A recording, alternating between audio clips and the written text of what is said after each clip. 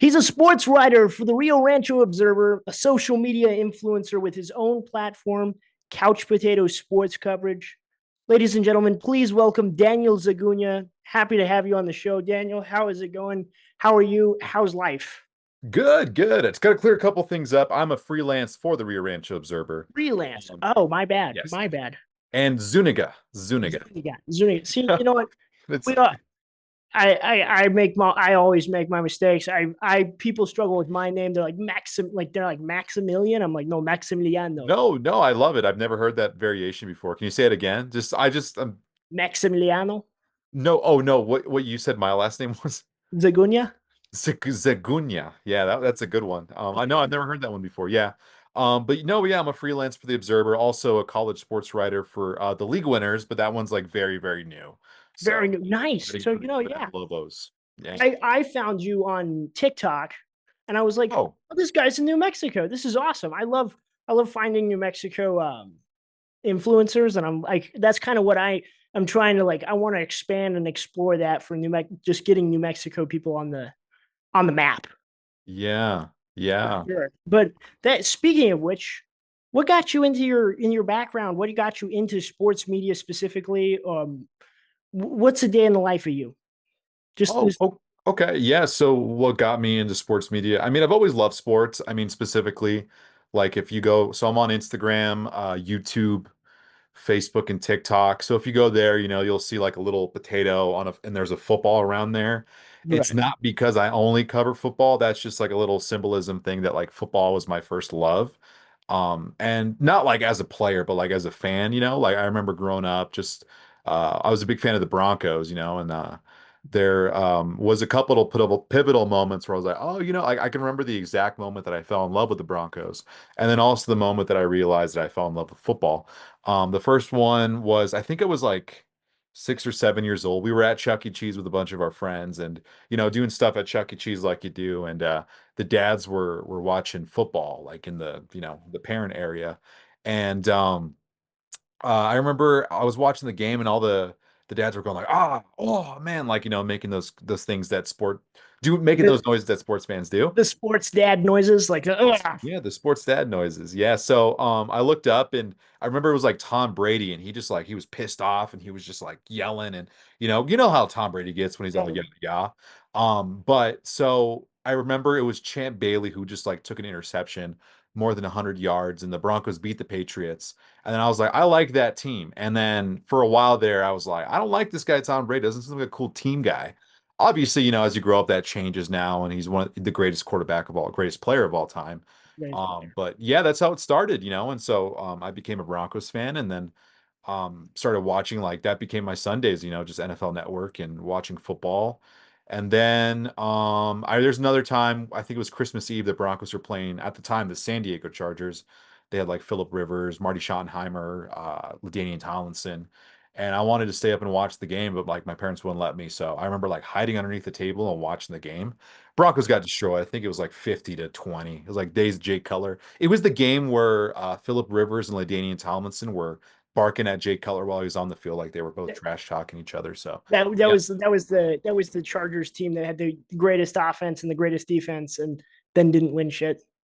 yeah. No, hey, it happens. I, It's just who's gonna get it done when it needs to get done. But yeah, that is the most sports fan thing. Is like I would sit up and watch, just being sneaking to watch football, even shitty football, even like when your team is getting blown out, you want to just sit there and still watch it just because you love the game, and yeah, that's absolutely awesome. But like yeah, like because for me, ironically, your story kind of cuts a little deep because I am not a bandwagon Patriots fan, but I am a Patriots fan. yeah, I love Tom Brady, and I always hated the Broncos because I always felt like I was in enemy territory. My brother was a Patriots fan, so I jumped on his bandwagon. He was a bandwagon, so I followed my brother. So I was like, I'm not a bandwagon, and especially these last few years, I've not felt like a bandwagon. But now we have Drake May, and we feel absolutely awesome. Speaking of which, hmm you talked about the Broncos. You said you yeah. absolutely love the Broncos. What are Oh your yeah. thoughts on the Broncos in the big 2025? Yeah, well, obviously, Bo Nix, he's still playing great. It's obviously not if you're a Broncos fan, you've seen that he hasn't made all of the throws yet. It's just he's off by like a hair sometimes. But It's he's played great though. I mean, I'm not going to say he's played horrible here, but I have this feeling, and some of my buddies were talking about this too, where it's like if you're in the AFC, you got to go through Lamar Jackson ideally, not obviously now, but your Josh Allen's of the world, your Patrick Mahomes, aka you're just kind of going through like the gauntlet of the top quarterbacks. And I don't know, there's a feeling that Sean Payton and Bo Nix sat down, had a conversation, was like, you know, start making the mistakes now. Like make throws, get comfortable with it, do it because we can get into the playoffs, but we're just gonna get to the playoffs, that'll be great. Season will be over. But if we really want to get to that mountaintop, like there's gonna be moments where it'll come down to Bo Nix's arm. So what I'm saying is I'm fine with the mistakes like now. I'm fine with the being a little bit off by an inch. yeah, I'm all for kind of getting those speed bumps out of the way so that like in the second half of the season, Bo Nix can really start to take things over. But regardless, the defense is incredible. Rush defense looked a little shaky for a bit there, but I mean, Nick Benito and the rotation of pass rushers they have there, of course, Jonathan Cooper, Jonah Ellis. Q Robinson's coming back. They got a lot of. I mean, they're kind of loaded. Like I think everybody was surprised when they selected Jade Barron.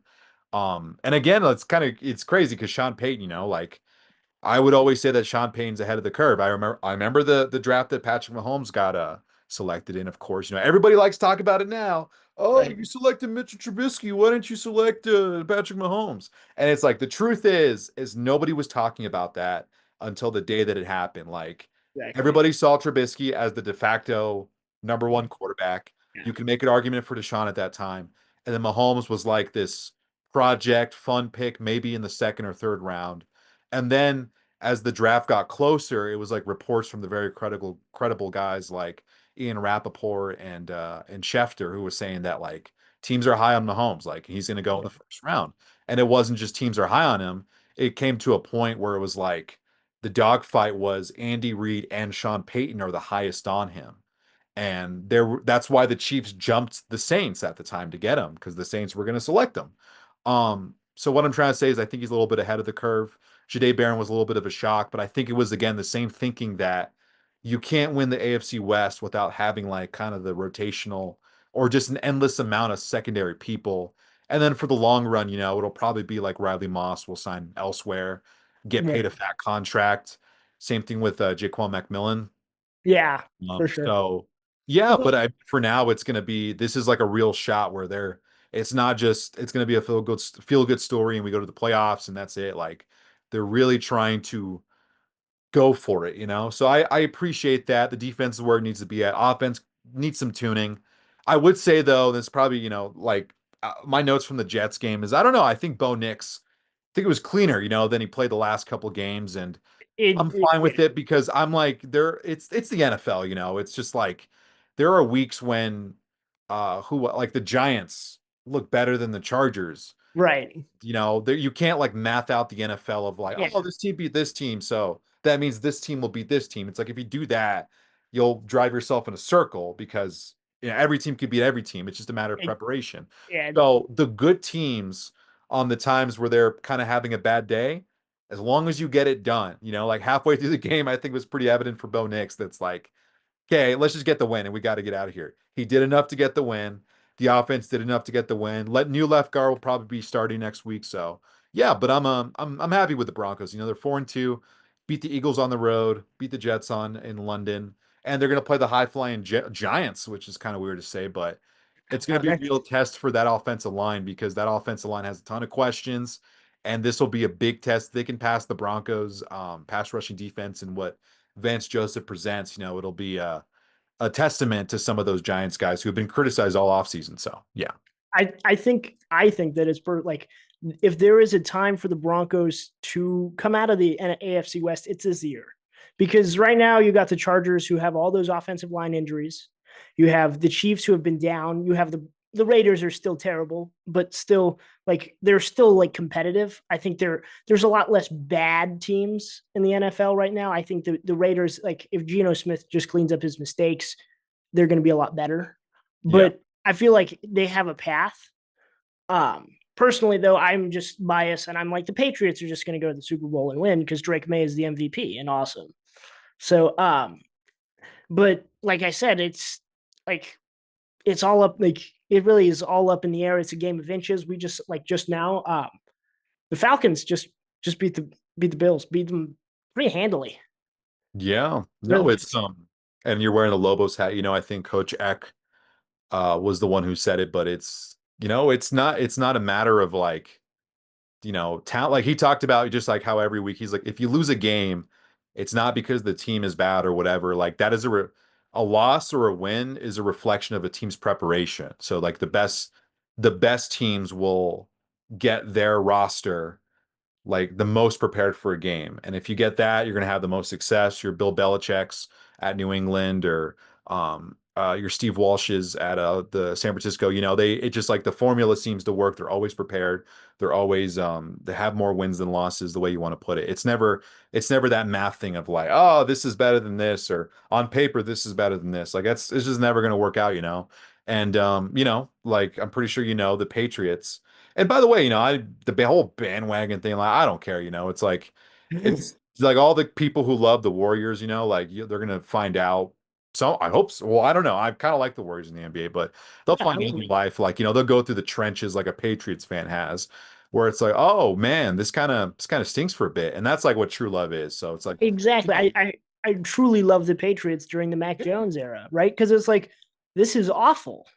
Having to watch like Matt Patricia be our offensive coordinator rather was like that was actual torture. But you mentioned Jason Eck. I absolutely love that guy. yeah, He is just like every time he like I'm even I know it's been a little rough these last few games. It's just been kind of odd. Like it's been kind of in a funk, but I think he has actually gotten me excited. He actually is like part of the community, which is awesome. yeah, yeah, Um, I think I really hope Wisconsin doesn't be like, hey, you want a job? Like that would be that's what I'm not saying. I'm not trying to manifest that or anything. Not yeah, trying to get Big yeah, Cat to steal him from us because I know Big Cat from Barstool Sports absolutely loves him too. yeah. But oh, it's like he has done the most as a UNM football coach. I've like this is the first time I've ever felt excited about it.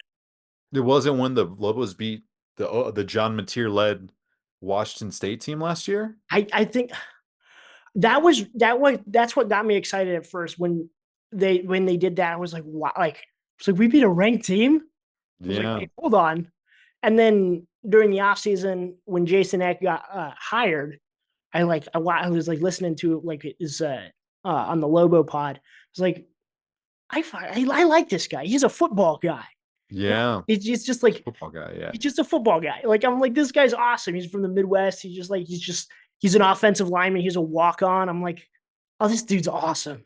like I like Yeah. this is like I was like hopeful because I was like, we're gonna win games because Yeah.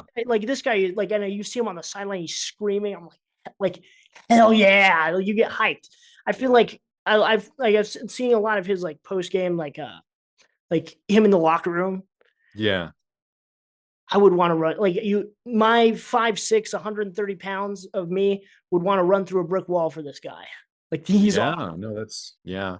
And no, I'd love to speak on that because I'm telling you, as somebody who like that's what I'm very, very grateful for the UNM program and Frank, who's one of the guys who's in charge of communications for football specifically, so but all of them have like I'm able to have the access that I do now to make some posts on social media, write a story, write an article, get some galleries up, like follow up with stats, like that whole thing. I'm very grateful for that. I would say though, it's like I am so, and I gotta be honest, man, I'm annoyed. I am so annoyed by the UNM fan base, like how because let's rewind the clocks back maybe 2 weeks ago, Right. when UNM was 3-1, and it's just, oh, pessimistic people. I get it, I get it, like we've been wrong so much as a UNM grad. I get it, but like we beat UCLA immediately. All the comments was Jason Eck is leaving. Oh my God. Like it was kind of like, doing that thing where it's just like, oh, man, it's great while it lasted, but we know Coach Eck is leaving. And then people were like talking about it like it was a fact. Like there were a couple where because I'm trying to find out, as I'm growing my social media influence, it's not worth it to get it so engaged with all the comments. Like it's so much Oh no. time. But there was a couple even that was like, I wanted to scream in their face, like, this hasn't happened yet. Like, why are you calling? It Weird. seems like you're calling this person disgusting. Like, because so the whole, I think the comment, it's not word for word, but it was something along the lines of, man, it just sucks that everybody uses UNM as a stepping stone. This is disgusting. And I was like, he hasn't left yet. There's been no signal that it's going to leave. We're 4 games into the season. Um, but this is the most controversial thing though, because a couple things like first off, enjoy the season. Like, just enjoy Exactly. it. Like we're in the moment now, just enjoy it. It's probably not going to happen. As somebody who's there every single day, I'm not sweating over that. Like, there's like, oh, Right. he's going to leave or whatever. And if it does happen, like, I Good am for him. very, very happy for Coach Eck and his family Exactly. if it does happen. The Like same way that I was happy for Devin Dampier, Luke exactly. Weissong, Ja'Cory Krosky Merritt. Like, why would I be upset that somebody's getting a great opportunity out there, Yeah. Like And I'm like yeah, I don't I like I feel like we need to just more as like a fan base more accept that yeah, we are the stepping stone. Like and that's fine. And we are like that's our role as like a college football program unless we explode unless we have in like I don't know, we have like an insane donor, like a no, billion well, and I want to say too, like, if you think about it, like the whole term stepping stone, right? There's probably two or three programs in the country that are not stepping stones. exactly. Like It's maybe if Ohio that. State. They're literally talking about Dan Lanning leaving Oregon for Auburn. And again, I can guarantee you that has nothing to do with Dan and everything to do with the fans who have just speculated about it. And Yeah, there has been like situations where that has happened, like Jimbo Fisher leaves to like the oil money of Texas or something for Texas A&M. Like I don't think it's a stepping stone. I really think UNM has the potential here to be like, I mean, think about it. Like, let's just say hypothetically, and I'm again not playing any speculation because there has been zero anything, nothing even close. Like the goal is like, okay, Nevada, like get a win against Nevada. Nothing about the speculation that's been caused by the fan base of Jason Eck, but if he does, if he ended up leaving, it's like we have a pretty good reason to tell people, hey, you should come here, like exactly.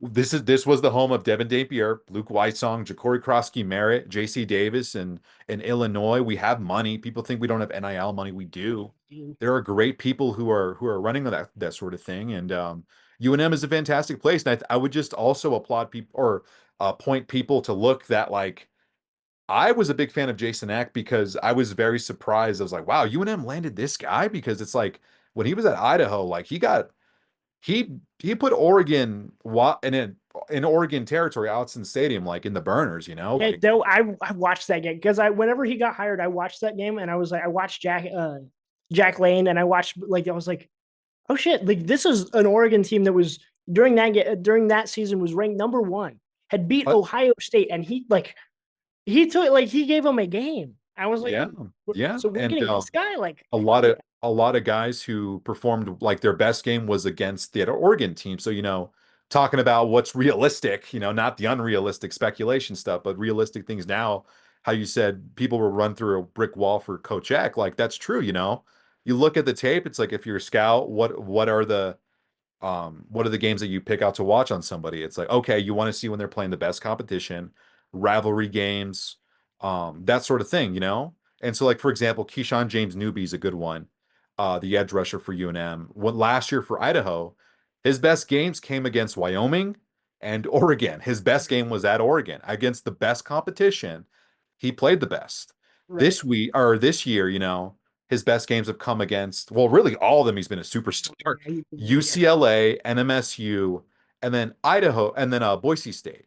People don't know it, but he's from Idaho. Like I think his dad attended Idaho State, and his dad was a bouncer too around the Boise State area.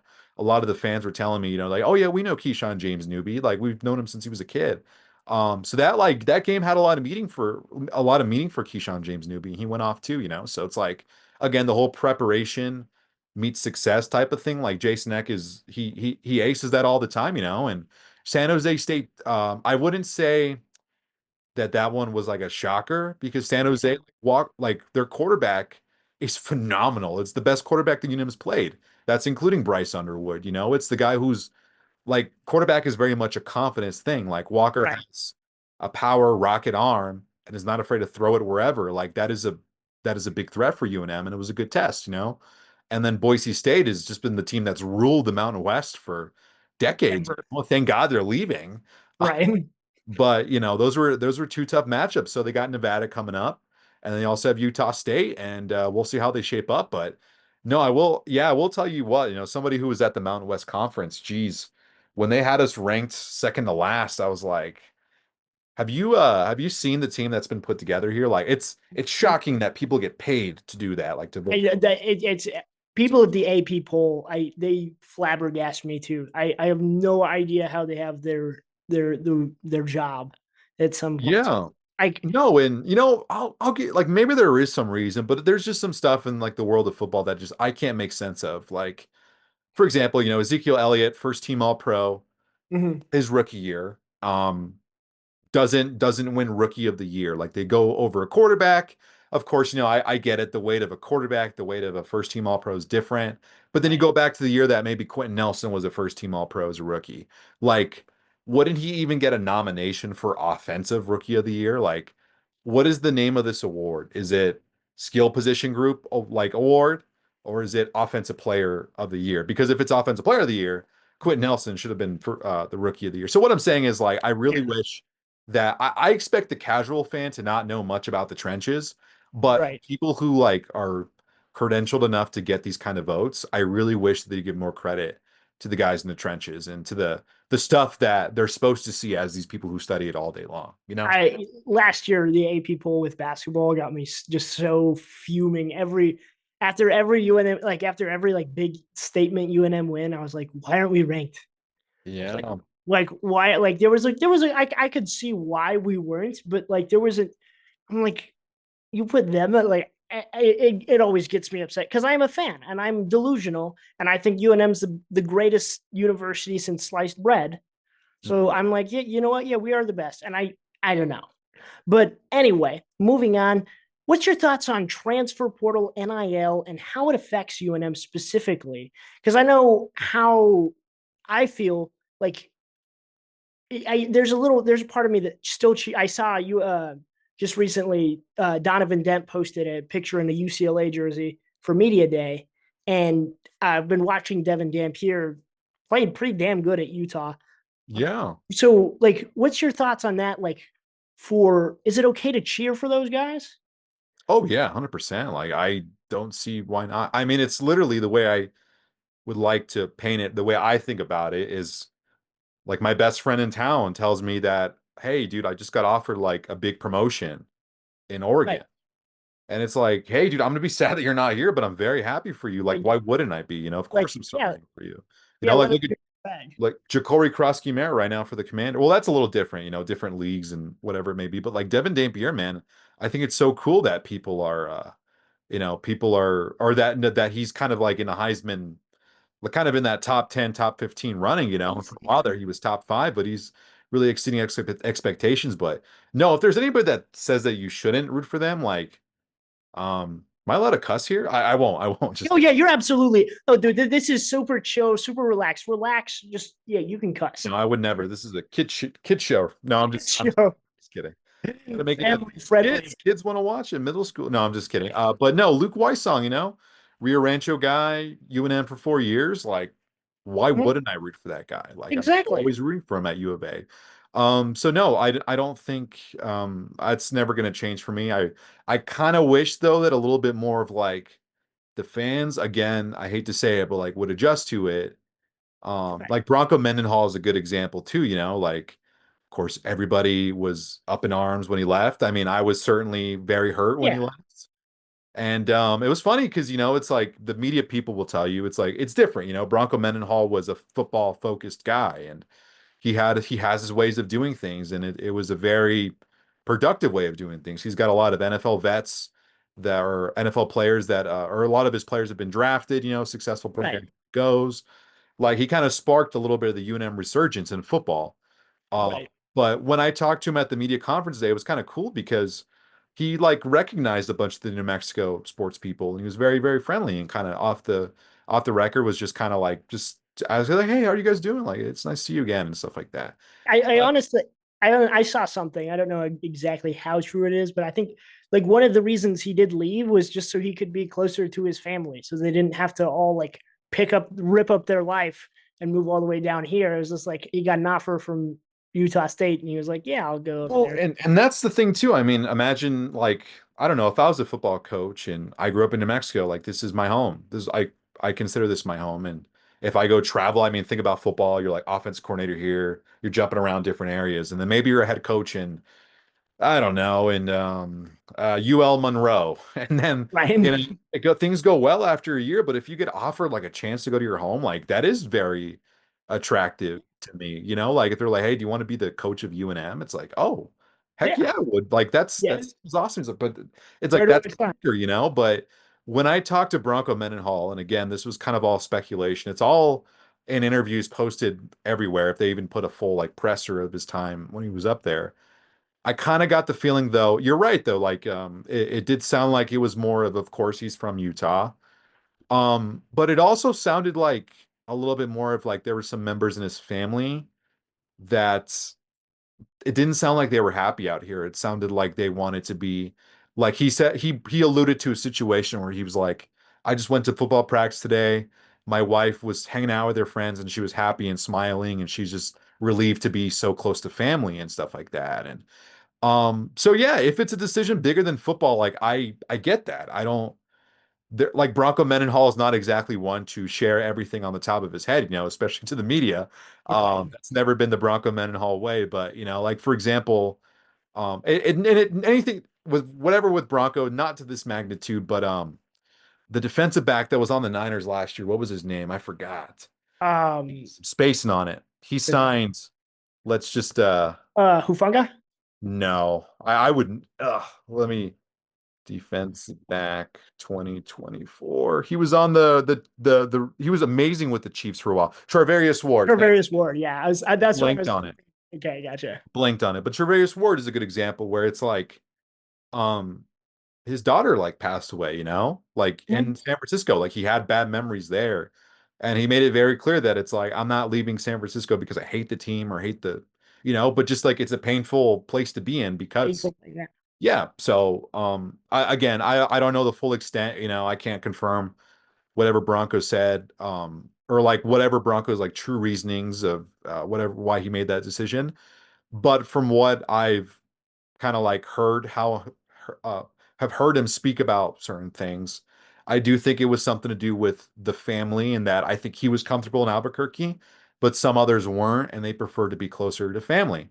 And I'm not mad at that at all. I mean, think about it. If we had Bronco Mendenhall, we probably would have had the top five offense in the country, but we would have had the worst defense in the league. And we probably, we Right. still would be maybe scraping up a win or two here. Like, don't forget, like last year we started 0-4. So Yeah. I very mean, happy that everything worked out the way it did. Broncos in Utah State where he wanted to be, and we have Jason Eck who's we going to have be Jason Eck. Like, look at that. Like, he's right. going to be a rising. I if I had to put my money on it, he's going to be a great head coach for many years. If it's at UNM or other programs or whatever it may be, he's 101. Like a lot of players. You talked about the transfer portal in a time where, and again, I don't know the full specs of the UNM NIL budget or all the people involved, but what I can say is that when when fans talk about we don't have enough money, we don't have money to compete with other programs, the people that are closer to the situation will say that is just not true. We do have money. Like we do have money that goes to players and whatnot, and that's not something that's publicly disclosed, but um yeah, so I think UNM is in a good spot, and I think Coach Eck chose this place for a reason. And so fans, stop being pessimistic out there. Just enjoy There it. you go. Coach Like, Eck's going to be here for a exactly. while. Like, just enjoy it. He's got a great family. Great person. So yeah. He is an awesome dude. I want to interview him eventually. I'm not big enough yet, but I would certainly love to fire in his DMs, get him on the show because he would be a great interview. He seems like he just gives a like he has a good vibe about him. He's a really good guy. Yeah, Yeah, he's it's a just like family guy. You talk about all the Keyshawn James newbie, all the people that transferred in, coach, I'm sorry, Jack Lane, the coaches, players, Keegan Johnson, his brother Cade Johnson was with Coach Eck while he was at South Dakota, and Cade Johnson was in the NFL. mhm, Um, but all those players, like you talk to them and you're like, why did you come over here? And it's like, well, it was a good opportunity, this, that, and that, but ultimately, Coach Eck. right. Ultimately, Coach Eck. Like that's what they talk about that his way of running things is a way that they want to be a part of. And as far as the new transfer portal rules, I know that there was one that the spring window got eliminated. And again, like I think perspective is everything. I didn't see any issue with it. I was like, oh, okay, that helps. But for I was talking to one of the players' is parents who is now on UNM, a player that transferred in, and they were talking about it because like in the sense that it doesn't affect them, but they were seeing like some issues with it where it's like, oh, well, this would have been bad for our son if like this effect was, if this rule was in effect, our son wouldn't be at UNM right now.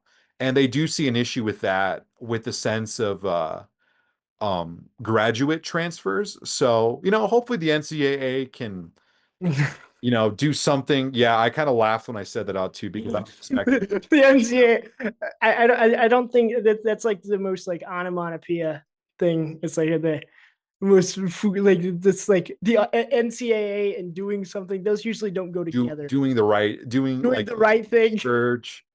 It's yeah, so it stinks, but hopefully they'll do something where it's like they finally have everything together. They kind of finally have like the whole thing regulated. But no, as far as NIL, I think I don't mind. I think players deserve to get paid Yeah, absolutely. for their worth. I believe Reggie Bush shouldn't have been uh castrated the way he was up until That was now.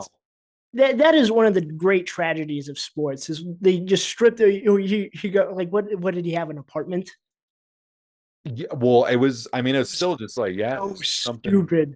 something dumb. And the one with Ja'Cory Krosky Merritt too is oh, well, that was more of an eligibility thing, but still that one was like, It's I don't know, just that sometimes like I again like this for anybody listening, I mean, there are people who get paid to make these decisions, and you're just surprised with what they put out, you what know. they put out, right? It's what my opinion on it is they make millions of dollars for these colleges, right? Michigan has become not only a football powerhouse, but also an academic powerhouse probably because of the football program. Let's be honest. Like these, like it's so why not let these players have a piece of the pie? If they're risking their body, risking their brain, their knees, their ankles, whatever, yeah, you know what? Let them have like 100K, like or whatever. Like give them something, right? Yeah, and like I do get the concern for it, of course, where it's just kind of like it's becoming a thing now where you get a good player and they perform good for a year, and then you're just like, okay, they're transferring out now. Like you just know that they're going to get an offer out there that you can't match. They're going to go to Ohio State, Oregon, or Texas or Georgia, somebody with money, and they're going to go be successful over there. And it's just like I do see why people like could be upset with that, but ultimately I think it's better for the sport because when players weren't getting paid, it's like they were getting paid, like we just didn't know about it. Yeah, exactly. Nick It's Saban was yeah, like handing think him a about I mean, paper the bag. NBA, right? The NBA has a cap. Like Right. NBA has a salary cap. They just found out that Kawhi Leonard was also getting paid a little bit more on the They had, table what on was it, the those tree plant investments. company? Yeah, Yeah. something like that. So, teams are always going to find a way. And the whole point of it, it's like going back to the people think UNM is a stepping stone thing, is like you just want to keep building what until you have more, of like that following of fans of people that come out despite whether they win or lose. It's like always that will come out to the games and stuff. And the more that you have more of a following, then that's when you're going to see some more increases in revenue. You'll have more opportunities to do good things around, like as far as recruiting, as far as taking care of the players that you already have on your team. Like it's all just a trickle effect. So, Yeah. yeah, So you're saying, so you're saying, show up to the games, people. If you want UNM to look good, show up to the games, show Well, up to the pitch, and show up, that's the show up. it's the thing too where it's like, it's not I get it, it's harder to build a program that doesn't have like a sports following in any sport, and they're just like, "Hey, let's start getting the football games all juiced." UNM does have a very loyal fan base. I mean, basketball is one of the most Oh loyal yeah, basketball fan bases of all time. in the The country, yeah. Pit is one of the best places to play in the stadium, the best place to watch college basketball. It's iconic, Yeah, like it's like we have everything we need to fill up the stands in for football, and it's like if we can get the football program humming like it is right now, consistently with the basketball program, it's like this is going to be a spot where people are going to want to go. And the people that are here, they really enjoy it, the players that I talk to. And another thing that I think the NIL is better for is with regards to the draft, like now we don't have to have I think there's a better turnaround of it used to be like maybe you get a player that has a breakout year like Mark Sanchez or something. Ah, Mark Sanchez, probably not a good time to talk about him. But you get a player that like has a successful year and then they're like, "Okay, I have to go to the NFL draft. Like I have to like I know it's probably better for me to stay in school, but I need to feed my family or I need to support my family or I can't do this anymore with whatever like I'm making nothing in college right now. So I got to just capitalize on this now." Like with the NIL and how it is now with today's date, players have that luxury to say, you know what, I could stay an extra year. sure. Like I don't have to just be forced to go to the NFL draft and see what happens. So I think in that sense it's been better for college football. Um unless you're there was a player, I was gonna make a joke here, but I already forgot the name of the player. But if it pops up, I'll just say it randomly. Gotcha. I have one final question. We got like 10 minutes. You do a lot of you cover a lot of New Mexico high school sports. Yeah. So who do you think is the next like Diego Pavia? Who is the next Bella Hines? Who do we got to keep our eyes on? Who do we got to watch? Oh, so many. I mean, I'll start naming them from all the sports.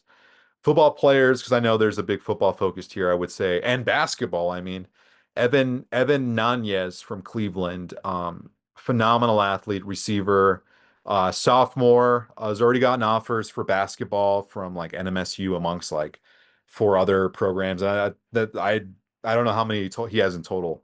What I can say is that he's also getting a lot of hype and looks as a football player as well. And those offers hasn't, of course, haven't been made official. But when his time comes, like when June rolls around, like expect him to get a ton of offers. And Evan is a great kid, and he can go wherever he wants. So I'm just excited to watch him play for Cleveland this year. But Evan Nanez, in my opinion, is the top recruit of the 2028 class. I think he's the number one guy. I think he's going to be a highly touted guy.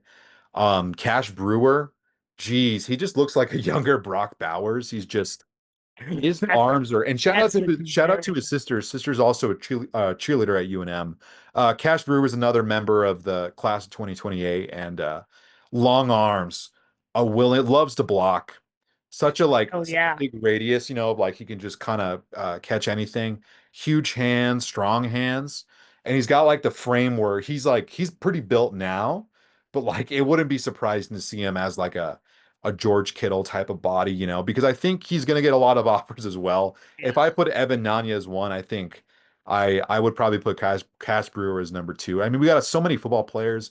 I think Jordan Hatch, the quarterback from Cleveland, doesn't get that much love. I'm not sure why. Like, I think like there is like a moxie, like finesse part of being a quarterback, like that confidence of just playing on time. You know where the ball is supposed to go. You know what like where everything is supposed to be. If it breaks down, kind of like, okay, what's my second option? What's my third option? Jordan Hatch does it all. And I know that offering a quarterback a scholarship is a little bit different than offering a scholarship to a receiver, but Right, exactly. I just don't understand why Jordan Hatch doesn't get as much love as he does. He's a phenomenal player. And I'm gonna a couple low key guys. I think Brock Wright from Carlsbad is one of my favorite players. Trucks Garcia, he's a tackle from Los Alamos. Jordan Herrera, the running back, is wreaking havoc everywhere. He's just an insane player. Awesome kid as well. Great character. Loves to shout at his offensive line. We'll always just say, hey, it's because they make holes open for me. It's like makes it easier to do my job. And then let's see a couple more. St. Mike's Ryan Hunt is a great edge rusher. He's leading the state in sacks. I think he has 13. And then some of the trench guys. I mean, you got Rivera and Lovington, and then you have Moses Sparks in Cleveland. Like a couple of guys are going to be some interior guys the next level. Yeah. Rivera's committed to Fresno State. Sparks is committed to Utah. So Oh, they're gonna do nice. great things out there. That's a And because my personal pick in this one, my kind of like sleeper, is I ran a lot of cross country, and there's that girl from El Dorado. I can't remember her name, Gianna but Raymer. She was actually the one I was she, going to say next. she is. She's I fantastic. remember watching her in my senior year, and I was like, she is faster than like I ran cross country, Yeah. and she was way faster than me. And I was No, like, that's perfect. I would love to segue into some other sports because yeah, Gianna Raymer is one. And by the way, she runs a fantastic podcast. It's called Run Like a Girl, and she interviews female athletes from all over the state. oh, that's She awesome. interviewed I'm gonna have Anna to check that Hastings out. from Academy. So no, but Gianna Raymer, I was talking about it with a sports writer guy. It's like her the ground that she covers with each stride is just She's it's rare. incredible. So no, and Gianna Raymer's fan, she is so great, and she's gonna go to a big school whenever her time comes. And she's another one where she's just a fantastic leader. She wants to talk about her teammates and brag about her teammates all day long. It's like yeah, she's one of one. I would say Morgan James from Cleveland. She's a hurdler. She just set the record in the 300-meter hurdles during the Great Southwest Track Meet. She's getting a lot of hype, a lot of scholarship offers. I know she's traveling to various different places. She's fantastic. And then her sister, Maddie James from Hope Christian Academy, started goalkeeper, split time with another fantastic keeper they had over there last year as an eighth grader. And then this year is the full-time starter as the goalkeeper as a freshman. And she kind of like, if you built a goalkeeper in the lab, like she's kind of what would come out. And she's going to get a bunch of fantastic offers when her time comes. I mean, Evan Nunez plays basketball too. You got Maya Perea from St. Pius, not to mention Isaiah Carpenter, Herschel Holloway Jr., Tanner Montano from La Cueva, who just committed to Texas. I mean, we can go on and on. New Mexico's filled with talent, and I'm happy that at least through my page they can see a little bit. People Yeah, can start to get to know a little bit of the names and like this is somebody we should keep our eye out for. And Hope Christian, I mean, geez, they're one of the top 20 ranked teams in the country, and they don't get as much love as they I think they should. And La Cueva soccer, Bryce Clark is a phenomenal freshman. He's getting he's just a fantastic player. When his time comes, his time will come. I mean, if we had like 30 minutes to talk about here, we could. So there we go. Sophia Hassey, the goalkeeper from Academy, just committed somewhere too, and Awesome. Nicholas Ponte just committed to Harvard. I'm telling you, man, Hey, New Mexico's filled with talent. if it's a stock, New Mexico sports is buy, right? Yeah, yeah, Exactly. Because but we got to wrap up here. But yeah, like, dude, I always love the stuff. Guys, go follow if you guys are watching. Go follow him. He is on Instagram, YouTube. Go ahead and shamelessly plug yourself here. yeah.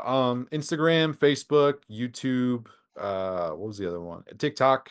Couch Potato Sports Coverage. You'll know who it's me because it'll say Daniel Zuniga. And I'll have my logo. So yeah, follow me if you want to or don't. I don't care. Absolutely. And you guys know the drill. Always follow me on Instagram, TikTok, Twitter, and anywhere you get your podcasts. We're on Apple Podcasts, Spotify. But yeah, thank you so much, Daniel. We got to do it again sometime for We sure. do. This was nice talking to you. We'll see you, man. Nico Smith from Hawaii is a great receiver. Just got an offer from a couple D1 schools. He's a fantastic one too. He's got great vision. Nico Smith. Nico Smith. Keep him in mind. See ya. Cool. Thank you Bye. so much.